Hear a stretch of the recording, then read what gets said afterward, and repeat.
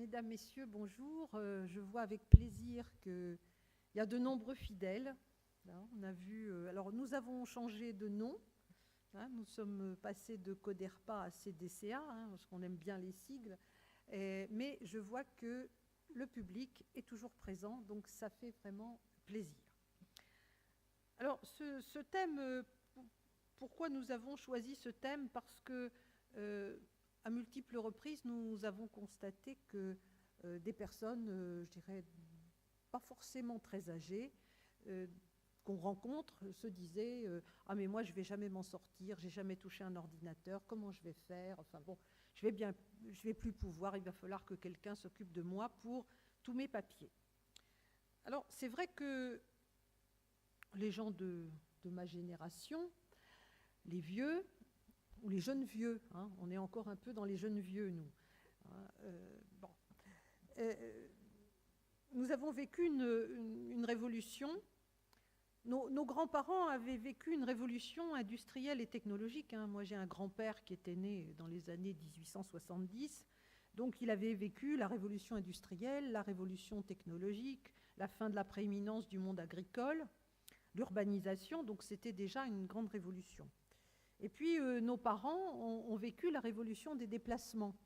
La voiture, très répandue, le train, la démocratisation de l'avion. Ces déplacements physiques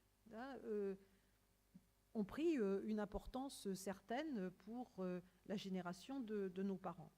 Et puis, notre génération, eh bien, c'est la révolution de la communication. D'abord, le téléphone pour tout le monde. Moi, quand j'étais enfant, adolescente, il n'y avait pas le téléphone à la maison. Il y avait le téléphone chez le voisin. Et puis, il y a eu le téléphone à la maison. Et puis, il y a eu le téléphone sans fil dans la maison. C'était une révolution parce que je me souviens, quand j'ai démarré mes gardes en médecine, eh bien, j'étais obligée de rester dans la maison parce qu'il n'y avait qu'un poste de téléphone. Et puis, après, un jour, bien, il y a eu ces téléphones qu'on pouvait emmener dans le jardin. C'était quand même bien agréable. Et puis, il y a eu la révolution du téléphone mobile. Alors, de par ma profession, j'ai fait partie des gens qui ont adopté cet outil très rapidement parce que, au moins, ça m'évitait de dire à l'hôpital, quand j'étais d'astreinte, bien écoutez, je vais chez telle personne, c'est tel numéro pour me joindre, etc. Et puis, il y a eu le Minitel. Vous vous souvenez, le Minitel 3615, là, c'était déjà les prémices d'Internet. Et puis, Internet, les mails, les réseaux sociaux, WhatsApp, Snapchat, etc. Enfin, bon, toutes ces choses maintenant, c'est quand même formidable. L'an dernier, j'étais en vacances à l'autre bout du monde. Et bien, avec WhatsApp, nous pouvions communiquer avec les enfants, en se voyant sur notre smartphone. C'était quand même très agréable. Alors, parallèlement, il faut quand même noter que, parallèlement, le prix de cette communication a beaucoup évolué et a beaucoup baissé. Quand j'étais jeune, enfant, même un petit peu plus tard, je n'avais pas intérêt à rester très longtemps au téléphone avec des copains parce que j'entendais ma mère qui disait « Dis donc, le téléphone, ça coûte cher ». Aujourd'hui, c'est vrai qu'on téléphone à l'autre bout du monde, je ne dirais pas gratuitement, mais presque avec Internet. Alors, c'est vrai que cette histoire de révolution, on n'a pas toujours forcément conscience. L'autre jour, mon petit-fils m'a beaucoup fait rire, il a 8 ans. Donc, lui, il est depuis tout petit dans tout ça. Et puis, il a vu ma vieille machine à écrire mécanique. Et il m'a dit « Ah, Mémé, tu me montres comment ça marche, ton ordinateur manuel ?» Je lui dis « C'est pas tout à fait un ordinateur, c'est une machine à écrire. » Ah, bon. Donc, c'est par ces réflexions qu'on mesure finalement le chemin parcouru en très peu de temps, finalement. Très peu de temps. Donc, ça va très vite. Et le problème, c'est que tout le monde n'avance pas à la même vitesse, particulièrement chez les seniors, mais aussi au sein de la société. il y a des personnes, je dirais, en difficulté socialement, qui sont également, comme beaucoup de seniors, un peu déconnectés de l'ensemble de ces nouvelles technologies. C'est la fracture numérique, l'électronisme qu'évoquait Madame Thur tout à l'heure. Et alors, cette évolution nécessite qu'on s'adapte au risque de devenir marginal, isolé, je dirais même, entre guillemets, incompétent. Hein.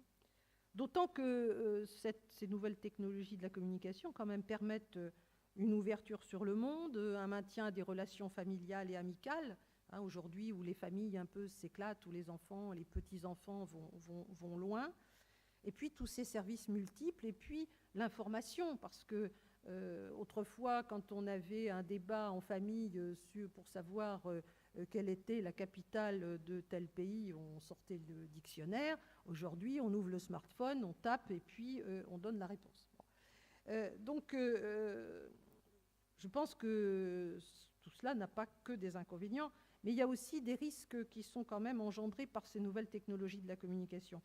On en parle beaucoup pour les enfants, les adolescents, mais les seniors ne sont pas à l'abri du fait de la manque de maîtrise des outils, du manque d'information et puis une certaine naïveté. J'ai eu à rencontrer, de par mon travail, des personnes qui se sont fait escroquer, je dirais, sur des sommes d'argent très importantes par Internet, hein, et notamment dans des relations amoureuses virtuelles. Donc, je pense que ça nous semblait important d'aborder ce thème aujourd'hui. Alors, bien sûr, on n'en fera pas le tour dans un après-midi, hein, et je crois qu'on va essayer d'aborder quelques aspects de cette problématique. Et en commençant par un professeur de philosophie, nous avons souhaité inviter le professeur Guèze parce que il semblait important d'introduire ce colloque avec certains aspects pratiques par une réflexion sur comment nous, seniors, on peut s'inscrire dans ce nouveau monde, hein, dans ce nouveau monde de communication. Donc, vous allez essayer d'être attentifs, même si c'est l'heure de la sieste. Vous serez interrogés après. Monsieur Guèze, devant nous quitter, je dirais plus rapidement, nous proposerons un temps de débat avec la salle après son intervention. Je lui passe la parole.